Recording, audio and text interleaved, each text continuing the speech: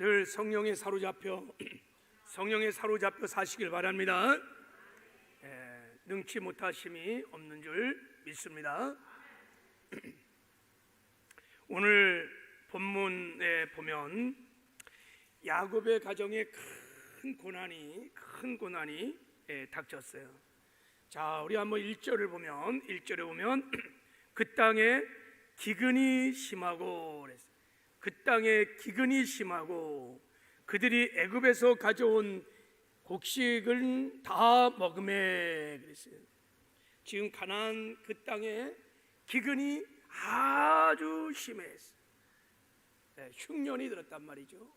먹을 양식이 다 떨어졌어요. 먹을 양식이 애굽에서 그나마 사왔던 양식도 다 떨어졌어요. 온 가족이 다 이제 굶어 죽게 되었어요. 게다가 이제 애굽에는 양식이 있는데 애굽에 가서 양식을 사올 만한 형편도 애굽의 이 야곱의 가정은 안 되는 거예요. 왜냐하면 요셉이 자기 신분을 가리고 시므온을 인질로 잡아두고 네 막내 베냐민을 데려오라 그랬으니 이 베냐민을 데리고 가야지만 그나마 양식을 살 수 있는 것인데 아버지 야곱이 절대 베냐민은 보낼 수 없다 하면서 지금 1년을 버티고 있는 거예요. 절대 내 눈에 크게 들어오는 막내 베냐민은 보낼 수 없다는 거예요. 큰 고난이 지금 당한 거예요. 온 가족이 꼼짝없이 굶어 죽게 됐어요. 사면초가. 여러분, 우리가 성경을 보면 하나님의 백성들이 이 땅에서 당하는 고난들을 한번 이렇게 분류해 보면 제가 보기에는 한 5가지로 분류해 볼 수 있을 것 같아요. 첫 번째는 마귀로 인하여, 세상으로 인하여 우리가 미혹되거나 또 유혹됐을 때 당하는 고난이 있어요. 또 하나는 내가 죄 때문에 당하는 고난이, 죄로 인해서 당하는 고난이 있을 수 있습니다.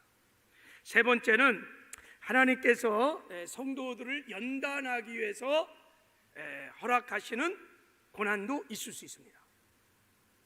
네 번째는 내가 복음과 교회를 위해서 자원해서 당하는 고난이, 뭐 선교사님들, 다 죄종들, 내가 스스로 자원하는 고난인 것입니다. 그리고 마지막 한 가지는 하나님의 큰 경륜과 섭리 안에서 잘 이해가 되지 않지만 하나님의 뜻을 이루어가기 위해서 하나님께서 특별히 일정 기간 안배하시고 허락하시는 고난이 있어요. 지금 야곱의 가정이 당하고 있는 이 기근이라고 하는 고난은 여러분 생각하기에 이 5가지 고난 중에서 어디에 속해 있을 것 같아요? 맞아요. 5번째 고난이. 이 고난은 5번째 고난입니다. 하나님의 뜻을 이루기 위해서 하나님께서 안배하시고 허락하신 고난입니다. 그 하나님의 뜻이 뭐냐면 이 기근을 통하여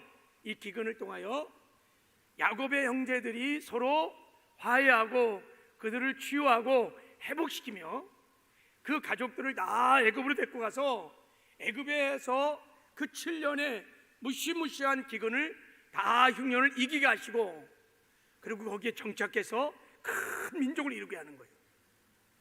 애굽 땅에서 마치 가나안 땅에서는 큰 민족을 이룰 수 없어요. 그게 타락한 나라이기 때문에 가나안 땅은. 그래서 마치 벼의 모판처럼 고센 땅이라고 하는 곳에 딱 그들을 이동시켜서 거기서 인큐베이터처럼 큰 민족을 이루는 거예요. 그래서 큰 민족을 이룬 다음에 하나님의 때가 되면 그들을 약속의 땅으로 다시 출애굽시키려고 하는 것이 하나님의 큰 뜻입니다. 하나님의 뜻을 이루기 위하여 기근이라고 하는 고난을 하나님이 허락하신 것입니다. 여러분, 우리 삶에도 야곱의 가정이 당하고 있는 동일한 고난을 당하는 사람들이 있습니다. 우리 교회 안에도 공동체 안에도 이런 고난이 있을 수 있습니다. 이 고난의 기간이 뭐 1년일 수도 있고 2년일 수도 있고, 뭐 어떤 사람들은 이 고난의 뜻을 잘 깨닫지 못하면 뭐 평생 이 고난 속에 있을 수 있어요. 자, 중요한 것은 이런 고난을 당할 때 어떻게 우리가 이것을 헤쳐나가냐에 따라서, 대응하냐에 따라서 이 고난이 1년으로 끝날 수 있고 또 2년에 끝날 수 있고, 그리고 하나님이 이 고난을 통해서 이루고 했던 하나님의 뜻을 이루는, 합력하여 선을 이루시는 영광을 목도할 수 있습니다. 특별히 공동체에 임하는 이 고난은 우리가 잘 분별해서 잘 극복해야 하나님의 뜻이 나를 통하여 우리 공동체를 통해서 이루어지는 영광을 목도하는 큰 축복을 받는 줄 믿습니다. 자, 그럼 어떻게 하면 우리 앞에 놓은 이 문제들을 잘 풀어서 하나님의 뜻이 이루어져서 여러분 우리가 고난의 기간도 단축되고 그 영광을 볼 수 있을까? 자, 오늘 야곱의 가정에, 야곱의 그 공동체에 임한 고난의 문제를 풀어가는 과정들을 통해서 한번 그 비결들을 살펴보려고 합니다. 먼저 우리 본문 말씀을 보면, 먼저 이런 고난 가운데 무엇보다 우리가 서로 비난하면 안 된다는 것을 첫 번째 깨닫게 됩니다. 문제를 풀어가기 위해서 먼저 비난하는 것을 멈춰야 합니다. 공동체에 문제가 발생하게 되면 자기 의와 자기 잣대를 가지고 막 옳고 그름을 따지면서 문제의 책임을 따지기 시작하는 거예요. 그러면 원망하고 막 불평하는 역사가 일어나기 시작하는 거예요. 옳고 그름을 가지고 막 따지기 시작하면 여러분 절대 그 공동체를 통해서 아버지의 뜻이 이루어지는 영광을 보지 못해요. 자, 오늘 본문에도 우리가 공동체에 만약 문제가 딱 발생하면은 사람들이 막 저 사람 때문에 내가 불행해졌다, 내가 실패했다, 우리 공동체가 어려졌다 하면서 막 저놈이 이놈이 원수다, 아니면 저 일 때문에 문제가 생겼어, 그러면서 막 원망하고 불평하고 비판하기 시작합니다. 그러면 여러분 하나님의 뜻을 이루어가는 그 영광을 볼 수 없습니다. 오늘 본문에도 6절 7절을 한번 읽어보면, 자, 우리 6절 자 한번 읽어보겠습니다. 6절을 한번 읽어보겠습니다. 시작. 이스라엘이 이르되 너희가 어찌하여 너희에게 또 다른 아우가 있다고 그 사람에게 말하여 나를 괴롭게 하느냐 그랬어요. 아버지 야곱이 지금 한 말입니다. 막 기근은 오지, 양식은 떨어졌지, 애굽에 가서 양식을 살 수가 없지. 그러니까 막 공동체에 엄청난 고난이 오니까 야곱이 자식들에게 막 비난을 하는 거예요. 어찌하여 너희들이 막내가 있다고, 베냐민이 있다고 그 애굽 총리에게 말했냐 이거야. 그래갖고 베냐민을 데려가야 양식을 사게 됐고, 너희들이 이렇게 하면 어떻게 하냐, 거짓말을 치더라도 딱 잘라 말을 해야지 왜 막내가 있다고 말을 했냐는 거예요. 막 이제 자식들을 막 책망하니까 7절에 보면, 아버지 우리가 이렇게 될 줄 알았습니까? 아니 애굽 총리가 아치마치 쪽지게처럼 니네 아버지가 잘 있느냐, 그리고 네 막내는 잘 있느냐 묻길래 그냥 우리는 솔직히 얘기를 한 겁니다.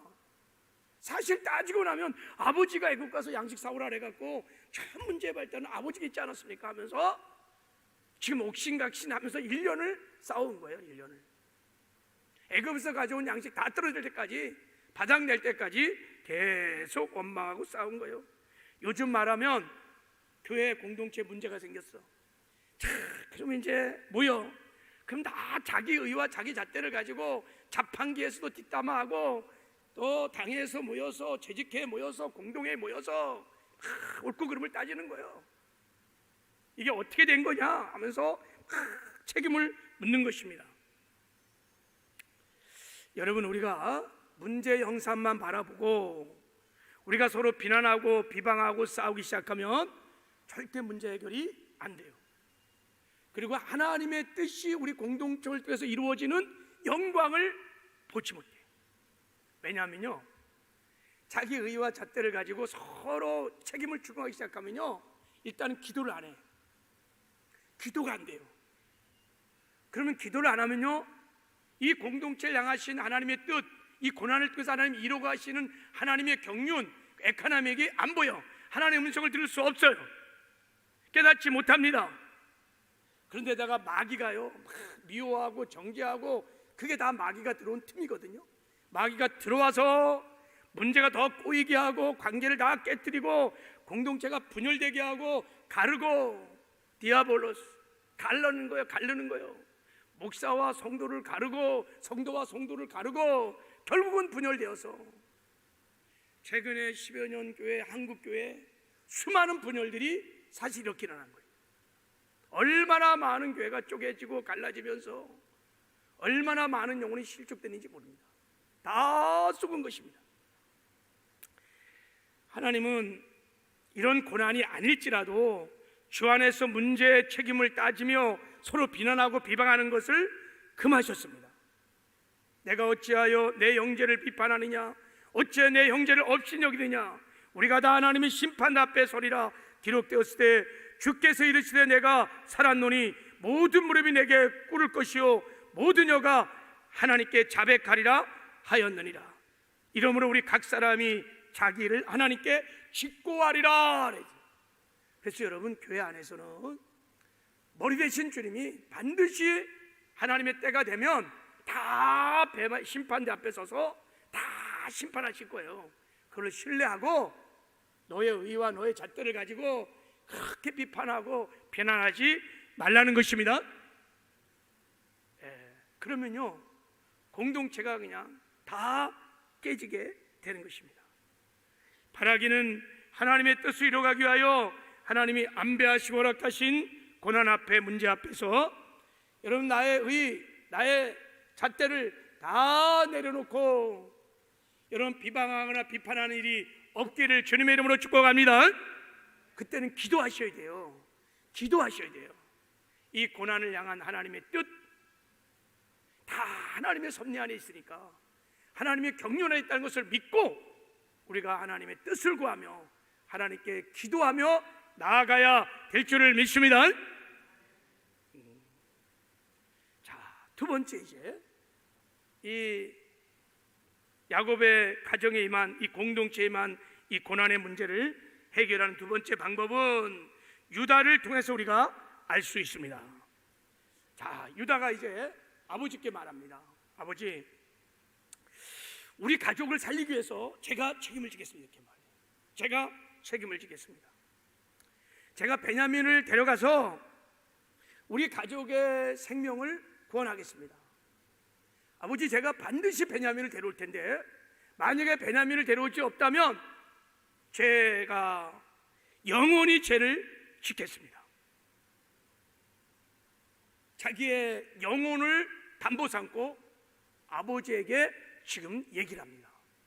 자, 우리 한번 본문 말씀을 한번 읽어보겠어요. 자, 우리 6절을 우리 9절을 한번 읽어보겠습니다. 9절 시작. 내가 그를 위하여, 자 9절 시작. 내가 그를 위하여 담보가 되오리니 아버지께서 내 손에서 그를 찾으소서. 내가 만일 그를 아버지께 데려다가 아버지 앞에 두지 아니하면 내가 영원히 죄를 지리라 그랬어요. 유다가요, 아버지 제 탓입니다. 제가 책임지겠습니다. 베냐민을 안 보내려고 막 끝까지 붙들기는 아버지 앞에, 아버지 제가 이 베냐민 막내를 데려오지 않으면 내가 영원히 죄를 지겠습니다. 여러분, 이 말이 무슨 말입니까? 내가 그 죄를 영원히 달게 받겠다는 거예요. 무슨 말입니까? 영혼을 걸었다는 거예요. 내 영혼을 걸었다는 거예요. 책임을 지겠다는 거예요. 여러분, 우리에게 가장 소중한 것이 무엇입니까? 우리의 구원이에요. 우리의 영혼이에요. 영생이에요. 지금 유다가 나의 영생을 걸고 아버지, 제가 베냐민 데려오겠습니다. 모세가요, 이스라엘 백성들 하나님 앞에 큰 죄악을 범했습니다. 금송아지를 만들어 갖고 하나님을 진노케 했을 때 모세가요, 하나님께 나가서 하나님 내 탓입니다 하면서 책임을 지는데, 하나님 그 생명책에서 내 이름이 지워질지라도, 그 생명책에서 내 이름이 지워질지라도 하나님 그들을 사하여 주십시오. 내 탓입니다. 내가 책임지겠습니다. 공동체의 문제는, 고난의 문제는 이렇게 유다처럼 하나님의 뜻을 이해하고 내 탓입니다, 내가 책임지겠습니다. 그래서 공동체를 살릴 수만 있다면 자기의 권리를 포기하고 대가를 지불하고 희생을 치르는 그 사람을 통해서 해결되는 역사가 일어나는 줄 믿습니다. 사실 여러분, 이 책임을 묻는다면 아버지 야곱이 아까 말한 대로 첫 번째 책임이 있습니다. 아버지 야곱이 기근 들었을 때 애굽 가라고 아버지가 말했어요. 그 형들은 그냥 아버지 말씀에 순종해서 간 거예요. 그리고 지금 10년 동안 1년 동안 그렇게 고난을 당하고 기근을 겪었던 것은 아버지가 베냐민을 끝까지 붙들기 때문에 그러는 거예요. 아버지가 베냐민을 안 내주니까 지금 가족이 다 고생을 하고 있는 거예요. 사실 책임을 따지려면 아버지 야곱에 있는 것입니다. 또 책임을 따진다면 장자인 루벤에게 있습니다. 루벤은 장자권을 가진 맏아들인 것입니다. 그러면 하나님께서 장자를 통하여 기름 부으시고 장자를 통해서 공동체 일을 이루어 가시는데, 여러분 루벤이요 42장에 보면요, 루벤도 유다처럼 말합니다. 아버지, 베냐민 보내주세요. 제가 베냐민 데려오겠습니다. 만약에 베냐민을 데려오지 못하면 뭐라고 그러냐면요, 루벤이 뭐라고 그러냐면 내 두 아들을 죽이소서, 그를 내 손에 맡기소서, 내가 그를 아버지에게로 데려오리라 그랬어요. 아니, 쥐 목숨을 걸어야지 왜 두 아들을 걸어? 그럼 야곱이 손자를 죽이겠어요? 자기는 책임을 하나도 안 주고 입술로만 얘기하고 쏙 빠져나가는 거예요. 진정성이 없어요. 그런데 유다는 그렇지 않았어요. 유다는 자기의 영혼을 걸었어요. 제 탓입니다, 제가 책임지겠습니다. 여러분, 유다는요 여기서만 그런 것도 아니에요. 44장에 보면요, 이제 베냐민 데리고 갔지요. 요셉이 베냐민을 보았어요. 그리고 다시 돌려보낼 때 베냐민의 곡식 자루에다가 은잔을 집어넣었어요. 요셉이 트릭이었죠. 그때 베냐민을 잡았어요. 이제 베냐민은 노예다. 내 곡식 자루에 내 은잔이 있는 사람은 내가 노예로 삼겠다. 근데 어쩌면 베냐민 곡식 자루에서 은잔이 나와서 그래갖고 노예를 잡히게 됐어요. 그때 형들은 가만히 있어, 다 침묵하고 있을 때 유다가 또 손을 들고 그랬어요. 그때는 요셉인지 몰랐는 상태예요. 애굽 총리에게 나가서 그러는 거예요. 베냐민은, 막내는 우리 아버지와 생명의 연합을 이뤘습니다. 우리 아버지에게 이 아들을, 이 막내를 데리고 가지 않으면 우리 아버지는 죽습니다. 저를 담보 삼으시고 저를 종으로 삼으시고 내 동생을 보내주십시오. 제가 노예가 되겠습니다. 그 말을 할 때 요셉이 그 정을 억제하지 못하여, 성경에 그렇게 나와요. 감동을 받아갖고 요셉이 막 눈물이 막 쏟아진 거예요. 그 유다의 그 말을 듣고. 그래갖고 그때 요셉이 마스크를 벗고 내가 요셉입니다 하고 자기 신분을 밝힙니다. 유다는요 언제나 생명을 살리는데 선봉에 서서 책임을 졌습니다. 그래서 여러분, 창세기 49장에 보면요, 그 12아들을 축복하는데 유다가 가장 큰 축복을 받았습니다. 유다야, 너는 내 형제의 찬송이 될지어다. 루벤의 장자권이 유다에게로 옮겨집니다. 그리고 유다를 지파를 통해서 다윗과 같은 수많은 하나님의 사람들이 일어날 것을 말씀하셨어요. 그래서 유다 지파가요 가장 강성한 지파, 가장 큰 일꾼들이, 왕들이 유다 지파를 통해서 나왔습니다. 그리고 유다 지파를 통해서 누가 나왔냐? 메시아가 나오는 영광을 허락해 주셨습니다. 지금도 마찬가지예요. 내 탓입니다, 제가 책임지겠습니다. 공동체를 살리기 위하여 권리를 포기하고 대가를 지불하고 희생을 하는 사람이 장자가 됩니다. 주도권을 주십니다. 책임을 지고 한 자는 기도하면 하나님이 능력을 부어주시고 지혜를 부어주셔서 그를 통해서 하나님의 뜻을 이루게 하셔서 존귀와 영광을 나타내 주십니다. 여러분, 대부분 사람들은요 위기 순간에 특히 공동체에 문제가 생길 때는요, 다 눈치 보면서 뒤로 뺍니다. 내가 이럴 때 뭐하러 나서 하면서 다 뒤로 빼요. 그게 굉장히 똑똑한 줄 알아요? 그게 내가 잘난 줄 같아요? 그런데 여러분, 지나고 나면 다 잃어버립니다. 어려울 때, 힘들 때, 공동체가 어려울 때 내 탓입니다, 내가 부족해서 그렇습니다, 내가 책임지겠습니다 하고 선봉했으며 자기가 할 수 있는 권리를 포기하고 대가를 지불할 때 하나님은 그를 통해서 문제를 해결하시고 그를 통해서 하나님의 뜻을 이루어내시며 존귀와 영광을 입혀주시는 줄 믿습니다. 여러분, 고난 중에 유다처럼 내 탓입니다 하고 책임을 지는 저와 여러분 되기를 주님의 이름으로 축복합니다. 마지막으로 세 번째, 어떻게 공동체에만 고난을 풀어가는가? 자, 아버지 야곱이 유다의 말을 듣고 유다가 베냐민과 다르게, 루벤과 다르게 진정성이 있다는 것을 알았어요. 그래서요, 드디어 베냐민을 애굽으로 보내기로 결정합니다. 자, 우리 한번 13절 14절을 한번 읽어보겠습니다. 자, 시작. 내 아우도 데리고 떠나 다시 그 사람에게로 가라. 전능하신 하나님께서 그 사람 앞에서 너희에게 은혜를 베푸사 그 사람으로 너희 다른 형제와 베냐민을 돌려보내게 하시기를 원하노라. 내가 자식을 잃게 되면 이르리로다 그랬어요. 내 아우를 데리고 애굽으로 가라는 거예요. 동생 베냐민을 데리고 애굽으로 가라는 거예요. 그리고 뭐라고 그럽니까? 내가 자식을 잃게 되면 이르리라. 내가 죽으면 죽으리라. 자식을 내가 잃게 되면 이르리라. 그동안 야곱을 꽉 잡고 있었던 막내 이 야곱이 베냐민을 내놓은 것입니다. 그때 비로소 애굽으로 나가는 길이 열린 거예요. 그때 비로소 애굽으로 가는 의의 길이 열린 것입니다. 여러분, 지금 애굽으로 가는 길은 하나님이 정하신 하나님의 뜻을 이루어가는 의의 길인 것입니다. 축복의 길이요, 생명의 길인 것입니다. 사실은 온 가족이 살 수 있는 길이고, 이제 애굽으로 나가서 이 야곱의 가족이 큰 민족을 이루어서 출애굽의 영광을 볼 수 있는 길인 것입니다. 어떻게 고난 중에 이런 생명의 길이, 축복의 길이 활짝 열릴 수 있었을까? 그것은 아버지 야곱이 비로소 베냐민을 내놨기 때문인 것입니다. 내려놨기 때문인 것입니다.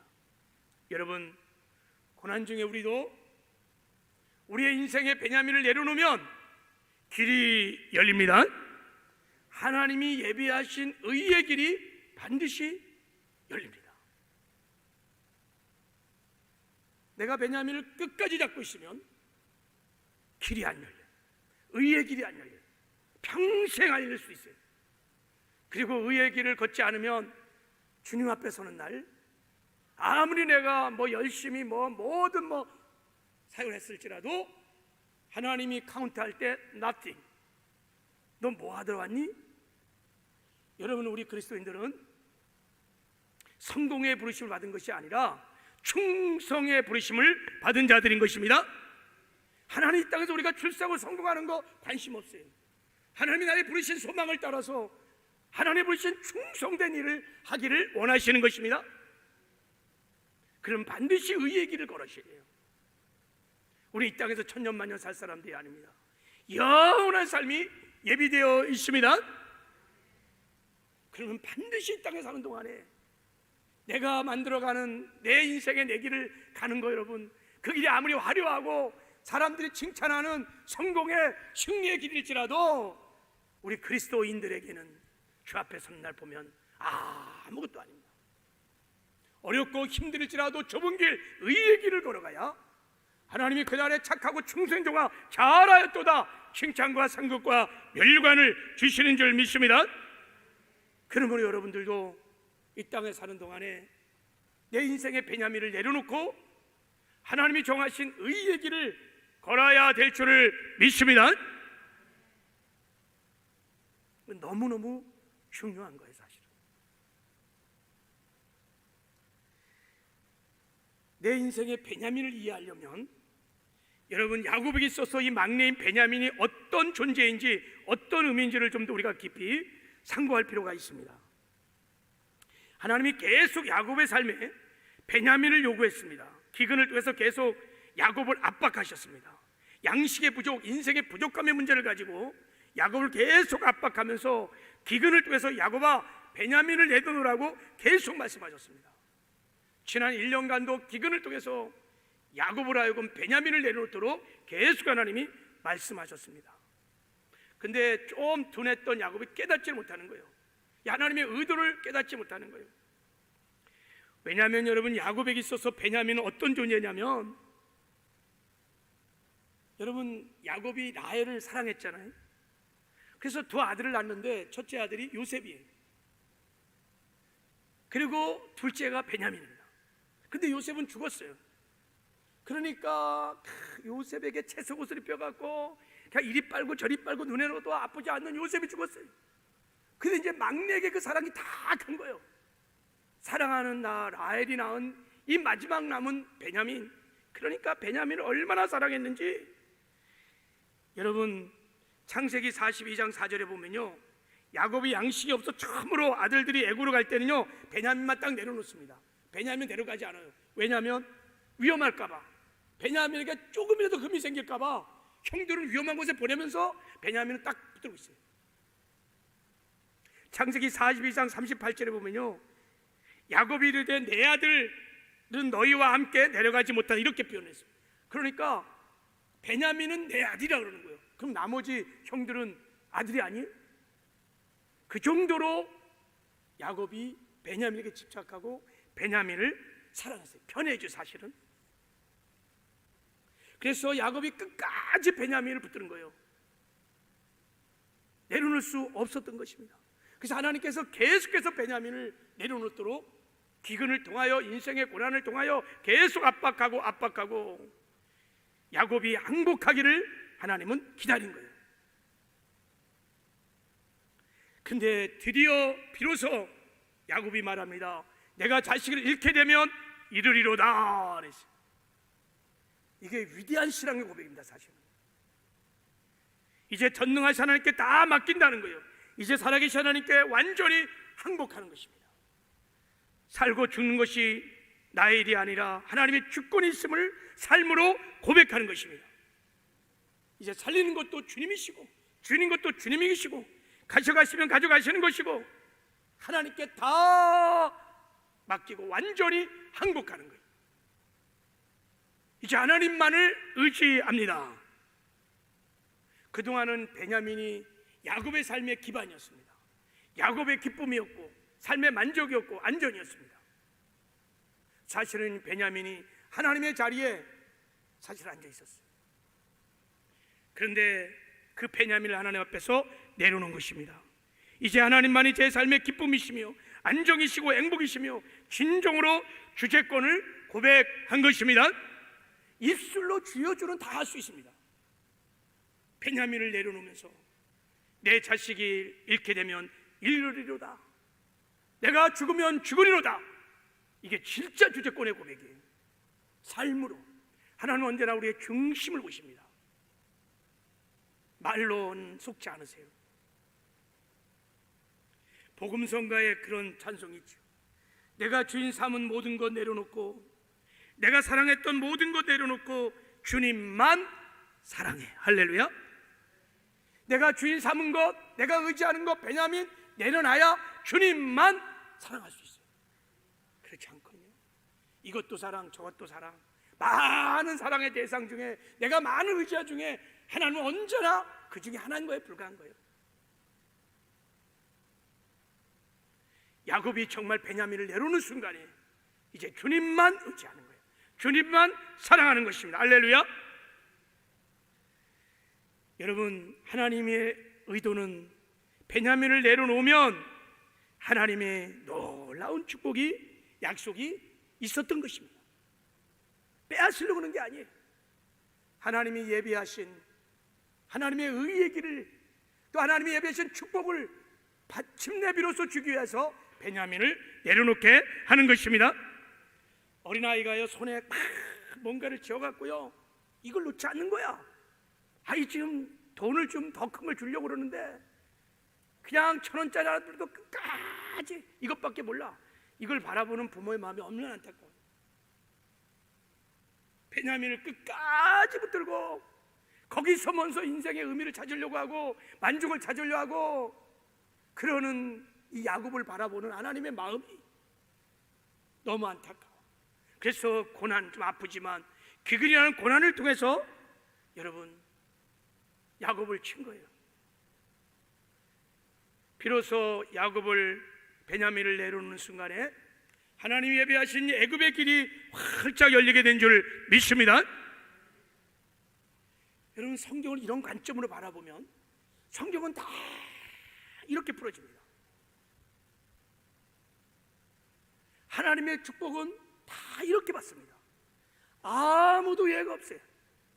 누가복음 18장에 보면 하나님이 어떤 부자 청년을 만났습니다. 어릴 때부터 하나님을 경외하고 하나님의 계명을 지킨 사람이었어요. 간음하지 않았습니다. 거짓말시키지 않았습니다. 하나님도 다 알았습니다. 너무나 신실한 친구였습니다. 그래서 예수님께서 그에게 정말 복을 주시려고 주의 제자가 되는 의의 길로 그를 콜링합니다. 얼마나 영광스러운지 하나님, 예수님도 인정했어요, 그 청년을. 그런데 주님께서 이렇게 말했습니다. 사랑하는 그 청년에게 네가 참 계명을 지킨 거 잘했다. 그러나 아직도 한 가지가 부족한 것이 있다. 한 가지가 부족한 것이 있다는 거예요. 그것은 그 사람의, 그 청년의 베냐민입니다. 재물을 하나님보다 더 의지하고 재물을 하나님보다 더 사랑하는 것입니다. 그래서 예수님께서 내게 있는 거 다 팔고 가난한 자에게 나눠주고 나를 따르라 그랬어요. 나를 따르라. 의의 길을 따르라는 거예요. 내가 너의 인생에 창세전부터 예비한 영광스러운 좁은 길, 십자가 길, 의의 길로 나를 따르라는 거예요. 이제 믿음의 수준에 넘어서 나를 따르는 엄청난 영광을 허락해 주셨어요. 근데 이 청년은 이 베냐민을 내려놓지 못했어요. 평생에 주님이 부르신, 예비하신 의의 길을 걷지 못했어요. 글쎄, 천국을 갔는지 잘 모르겠지만 주님 앞에 서면 적어도 착하고 충성정화 잘하였다. 칭찬과 상급과 면류관은 없을 거예요. 개털 모자일 거예요. 근데요, 누가복음 19장에 보면 부자 삭개오, 세리장 삭개오가 나옵니다. 예수님 만나서 재물의 베냐민을 내려놓습니다. 주여, 내 소의 절반을 가난한 자에게 주겠습니다. 내가 도색한 거 있으면 4배나 갚겠습니다. 여러분, 지금 삭개오가 이렇게 내려놓은 것이 이게 막 4배나 갚고 반을 갚다 해서 주님이 막 감동 먹은 게 아니에요. 그동안 주인 삼았던 재물, 하나님을 더 의지하고 하나님을 바라봤던 그 우상을 내려놨다는 것이 하나님, 예수님을 감동시킨 것입니다. 베냐민을 내려놓은 것입니다. 하나님께 완전히 항복한 거예요. 그때 삭개오의 인생에 하나님이 예배하신 의의 길이 열려진 줄을 믿습니다. 여러분, 말씀을 맺겠어요. 우리 인생에 하나님께서 예비하고 준비하신 의의 길이 있습니다. 우리가 이 땅에 태어나기도 전에, 창세 전에 하나님의 인생에 마스터 플랜을 세우시고 또 역사에 그 수레바퀴를 돌리시는 하나님의 크신 성령과 격려 안에 우리의 인생에 멋진 의의 길들이 있습니다. 하나님, 우리가 그 길로 가기를 원하십니다. 우리는 소명이라고 하는 것입니다. 그 길을 걸어가도록 하나님 우리의 삶에 크고 작은 하나님의 뜻을 이루기 위하여 고난이라고 하는, 기근이라고 하는, 흉년이라고 하는 여러 가지 크고 작은 고난을 우리에게 줄 때가 있습니다. 그때 여러분 그것 때문에 낙심하고 절망하지 마시고, 그것 때문에 싸우지 마시고, 여러분 그것 때문에 내 탓이다, 내가 책임지겠다고 말하면서 베냐민을 내려놓으시기 바랍니다. 과감하게 하나님을 신뢰하고 살아계신 하나님, 내 인생의 생사복을 주관하신 하나님 앞에 좀 두렵지만 힘들지만 담대하게 베냐민을 내려놓은 순간에 홍해 바다 안에 생명길이 열려지는 의의 길이 열려지는 역사가 일어날 줄 믿습니다. 열려집니다. 할렐루야. 그때부터 의의 길을 걷기 시작하면 그때부터 하나님 우리와 함께하기 시작합니다. 하나님 우리 인생을 책임져 주십니다. 고생은 있을 것입니다. 힘들기도 해요. 그러나 하나님 우리와 함께 하시는 그 임재로 인한 확신, 만족, 기쁨, 행복, 이런 복된 삶을 누리며 살게 될 줄을 믿습니다. 하나님 아버지 감사합니다. 우리의 인생에 하나님이 예비하신 의의 길, 생명의 길, 천국 가는 이 생명의 길로 우리를 인도하기 위하여 우리 삶의 크고 작은 인생의 흉년, 기근이 올 때가 있습니다. 주여, 이 고난 앞에서 낙심하고 절망하고 또 옳고 그름을 따지며 싸우지 않게 하여 주시옵소서. 내 탓입니다. 하나님의 경륜을 이해하고 책임지는 아버지의 믿음의 고백들이 있게 하여 주시옵시고, 하나님보다 더 의지하고 하나님을 더 사랑하는 내 인생의 베냐민을 과감하게 내려놓게 하여 주시옵소서. 하나님의 주인 되심을 고백하고 하나님이 예배하신 의의 길을 주님과 동행하는 복된 삶들을 살게 하여 주시옵소서. 예수님의 이름으로 축복하며 기도했습니다.